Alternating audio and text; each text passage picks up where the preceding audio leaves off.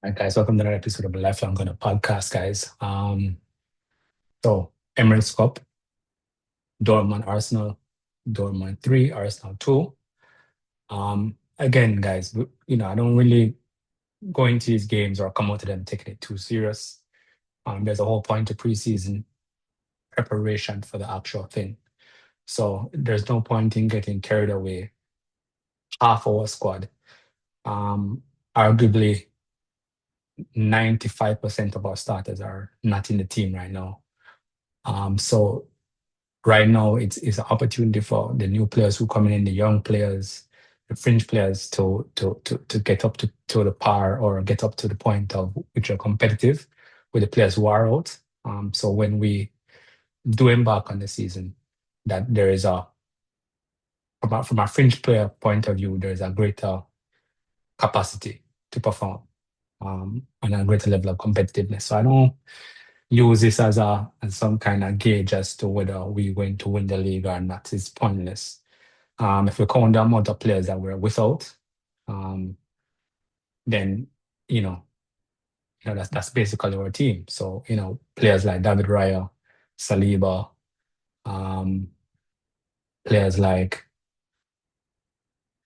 Merino, like Zubimendi, new signings, Gimaresh, um, players like Timber, players. I mean, players like who else we have? No, the Madueke. I mean, there's so many players that are out, guys. It is actually insane. So, as in out, meaning that they went very far into the World Cup, and so they're still on holidays and just about getting ready to come back.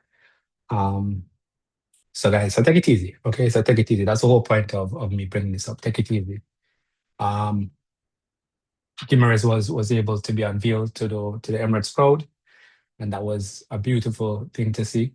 Um, it's always good when you get one of the targets that you definitely want to sign, get them through the door relatively early. I mean, it wasn't an easy transfer to get done. There was a lot of intermediaries, a lot of back and forth in. He's a big player.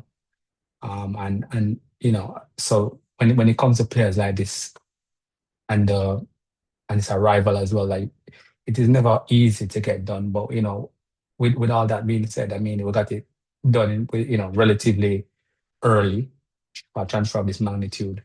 And so now it's time to get him integrated, get him have some games in his legs. I think we play Como next.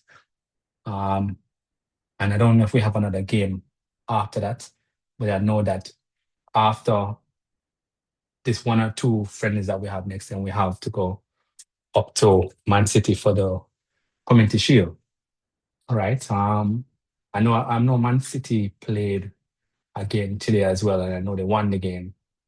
Um, Two goals by Omar Marmoush and the other team. I don't know Atletico Madrid. I think it could have been Atletico Madrid that they played. Um, but nobody is looking electric at this point. A lot of teams, Premier League teams, are playing and they're losing. They're winning barely, and they're also drawing. So again, guys, most of these teams are facing a similar situation to us, where they don't have their best players, and so the advice to just remain a little calm. Um, with that being said, though, there's some positions where we can't really use that as an excuse. We have players like Gabriel Jesus, Gyökeres, Kai Havertz. Um, I'm going to tell you who my man of the match is my man of the match is in a second, but let me talk about the strikers right now. Apart from Gyökeres, today, anyways, it never really filled me with a lot of optimism. I feel like the rumors about Julian Alvarez, and I expect that to start to expedite over the next coming days and weeks because uh, these strikers, Gabriel Jesus is in talks with Napoli anyways, so expect him to leave. We expect him to leave even before the season ended. Um, Kai Havertz, Atom Cole, supposedly our best striker, and Gyökeres. There are some issues with how we were playing last season. I don't know if with the introduction of Solis and Gimares and maybe one or two other players if we can change the dynamics of the team, how we play and get him ball to feet more often. A game style that's more suited to him to get his goals up. But a lot of times, though, with him in the team last season, it wasn't pretty, you know. Um, and I believe that he is a good player. I don't believe we should get rid of him unless we're going to replace him with somebody like Julian Alvarez. Um, but I feel like for him to have gone to all he went on to still score 21 goals in his debut season in the Premier League and at this level and magnitude, then that's a huge deal. Not many players can do that. And I know a lot of people going to say, well, this is not his first season in the Premier League, but it is. As when he was at Brighton, I mean, that was not really a debut. That was really a player who was young and inexperienced and not really, like, not really knowing, what time it is. And you could even see it when you saw him most of the time when he was on the bench or whatever. But, you know, so I don't think we should get rid of him. I think we should still hold on to him because there are some fights. So one of the things that I expect and why I was so annoyed with Havertz today is because his body language was not good. From my point of view, I feel like if you're not having a good game, that can happen. But your attitude must be positive, your body language must be positive, and your fight must be unwavering, right? That is how you win trophies, and we have to have that mentality at all time, and to retain that thought of who we are, what we represent, and how we're going to show up each and every day, right?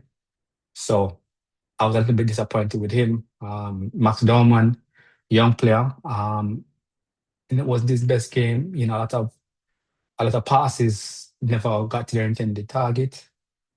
But he kept trying. Can't fault him. Gyökeres was trying and trying and trying. Um, Scored his penalty, took a good penalty, scored his penalty. My man of the match, by the way, guys, is Christos Solis. I thought obviously this is not the most marvelous game that you ever see, but you know, he is committed to the cause, and I can see it.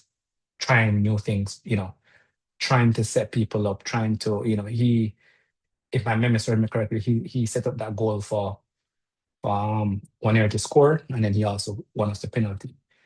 And for a new player to come in with that appetite and that level of hunger is very important and very promising. And I think he's going to be a success with us. I think that whoever is going to be vying with him for position, that he will rise to the occasion and um, and possibly even win that position for himself. That's the kind of person I see in him. Like a hardworking chap. Um, Declan Rice, another player that we're missing. Yeah, so guys, don't take this too serious. We still have Calma. The most important thing about preseason is that we grow game on game. And I know the Corona game, we won 4-1, you know, and then we went to Betis and we lost. But the thing is that we also have to take into consideration that a lot of these teams are further along in their preseason. There's a significant difference when a person has been 4, 5, 6, or even 7 games into their preseason and a squad of players who, first of all, just won the championship and they're just in their first, second game of preseason. So you have to cut them some slack. And then to not have your team is even further to that point. Anyways, guys, let me know who your man of the match was. Let me know who you think we should bring in. I'm going to do a video later today. Actually, I might do it right after this about two possible signings. One which Arsenal fans don't want to see, and I feel like I'm in that camp as well, which is Christian Romero. And another one is Pio Esposito that plays for Inter Milan as a striker. So I'm gonna do two videos. I'm gonna do two separate videos, and that's a look out for that, guys. All right, anyways, guys, peace and love. Like, comment, subscribe, and I'll see you on the next one. And we're out.